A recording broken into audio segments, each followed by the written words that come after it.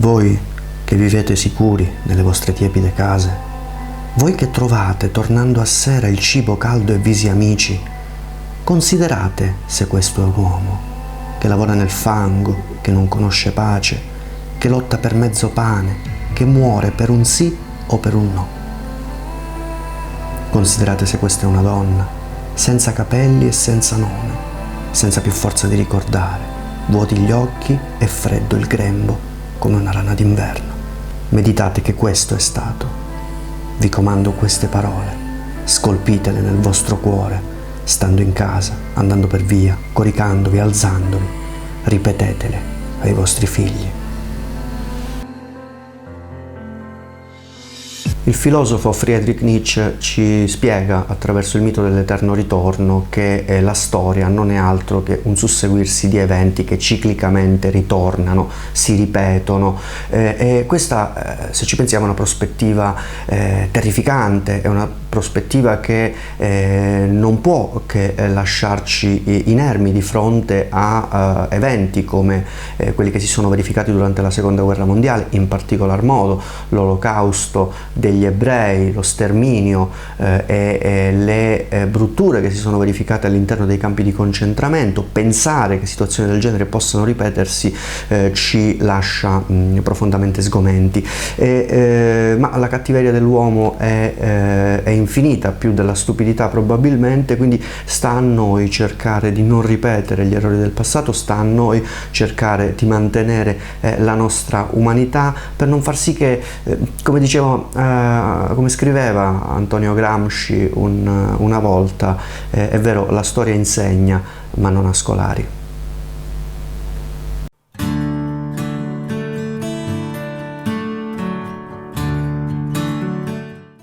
La cosa più incredibile, a pensarci bene, è che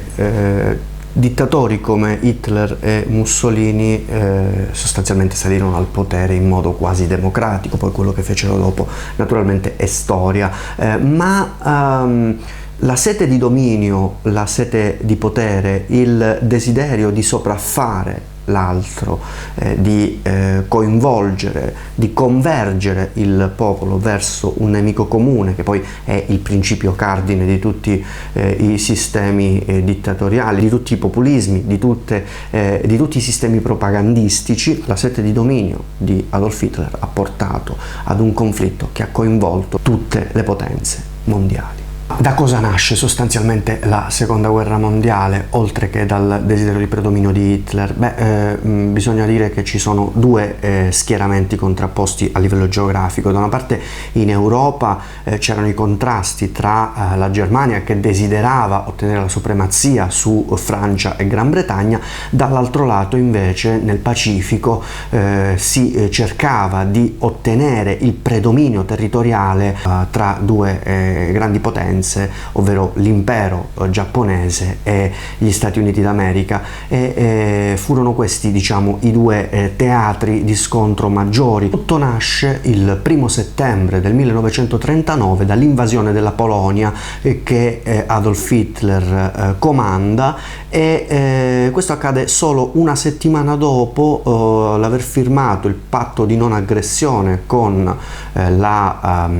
Russia, un patto che metteva al sicuro il Reich da potenziali interventi proprio da parte dell'Armata Rossa. 2 giorni dopo, il 3 settembre, Francia e Inghilterra dichiarano guerra alla Germania. Per il momento l'Italia resta neutrale, rimane non belligerante. Ma il primo passo che lascia ad Hitler l'illusione di poter procedere vittoriosamente in questo conflitto è la vittoria che la Germania ottiene nei confronti dei francesi a Sedan.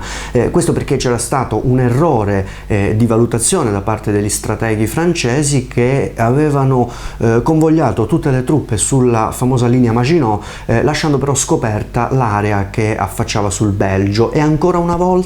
Hitler, come già era accaduto nella Prima Guerra Mondiale, ancora una volta la Germania attraversa a tradimento il Belgio per arrivare in Francia, e da lì ottiene una vittoria molto facile, visto che non c'erano grandi resistenze, e il primo ministro francese, è costretto a lasciare Parigi e a dichiarare la Repubblica di Vichy, che era comunque una repubblica assoggettata in quel momento ai tedeschi. Nel frattempo il generale Charles de Gaulle si ritira a Londra e da lì, facendosi forza anche grazie all'appoggio del governo britannico con a capo Winston Churchill, invia messaggi sprone messaggi per stimolare la Francia a continuare a combattere. Anche l'Inghilterra con Churchill decide di procedere. Nel luglio del 1940 Hitler dà via al piano per la conquista della Gran Bretagna e lo fa cercando di attaccare il Regno Unito attraverso le vie aeree. Questo fu un errore strategico fondamentale e gli costò carissimo, perché la famosa Royal Air Force, la RAF, aveva da poco scoperto un sistema che ancora oggi è in uso, un sistema tecnologico di individuazione del nemico, che era il cosiddetto radar, e grazie a questa scoperta, grazie a questo strumento tecnologico, riescono ad ottenere una vittoria fondamentale sia per il morale sia poi per il prosieguo della guerra. E Mussolini tenta quella che viene definita l'offensiva delle Alpi per cercare di colpire un nemico già martoriato come i francesi, ma l'Italia era poco organizzata dal punto di vista bellico in quel momento e i francesi riescono a rimandare indietro, rispedire al mittente gli attacchi. Non solo, l'Italia prova ad entrare anche in Libia, anche qui ottiene una sconfitta e è costretta a chiedere al Führer di inviare nuove truppe per ricacciare indietro gli inglesi che stavano avendo la meglio. Poi da un punto di vista politico abbiamo il 27 settembre del 1940 il celebre patto tripartito tra Italia, Germania e Giappone, che formano quindi un asse che si andrà a confrontare con gli alleati, ovvero Francia, Inghilterra e successivamente Stati Uniti. Hitler, nel frattempo, ringaluzzito da una serie di successi, cosa fa? Pensa bene di poter attaccare l'Unione Sovietica, di poter entrare in Russia, solo che la spedizione verso l'Unione Sovietica non riesce prima dell'inverno, l'inverno rigido della Russia, e questo provoca quella che viene definita una guerra d'usura che si concluderà soltanto nel 1942 con la sconfitta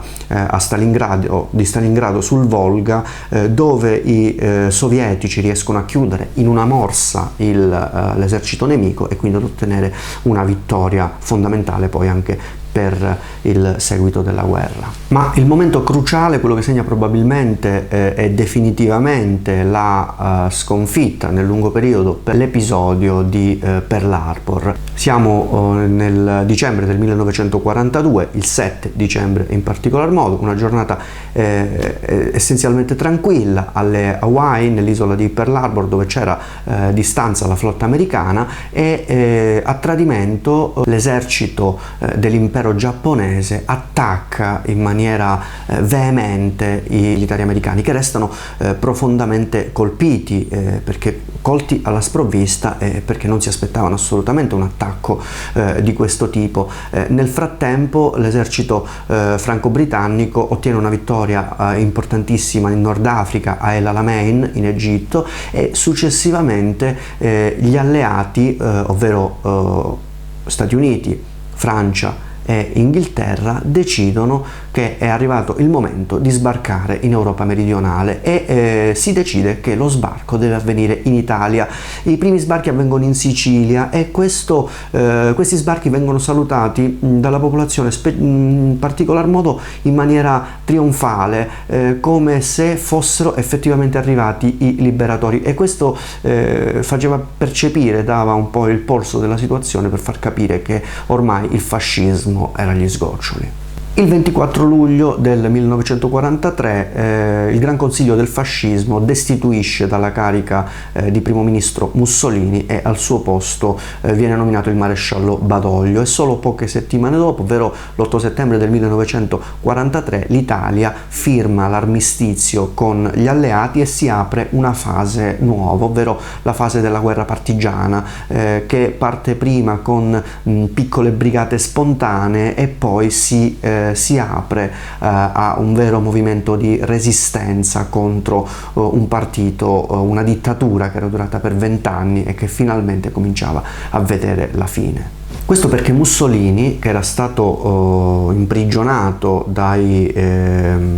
alleati, viene liberato da un comando tedesco e dà vita alla Repubblica Sociale, con capitale Salò, una repubblica che comunque era sotto l'influenza della Germania. E allora i partigiani si trovano nella necessità di intervenire contro questa nuova minaccia, questa Repubblica Sociale Italiana che poteva pian piano ricreare i presupposti per una eventuale rinascita del fascismo. Consideriamo che l'Italia settentrionale era ancora in possesso, per così dire, della Germania, che copriva ancora Mussolini. Viene costituito il Comitato Nazionale di Liberazione proprio per contrastare e annientare definitivamente il fascismo. Nel frattempo Vittorio Emanuele III lascia al figlio Umberto i poteri del regno, Badoglio si dimette e al suo posto diventa presidente del Consiglio Ivano Bonomi. La resistenza partigiana resisterà in maniera eroica fino al 1945 e il 25 aprile l'insurrezione ha il via totale e ha la meglio sul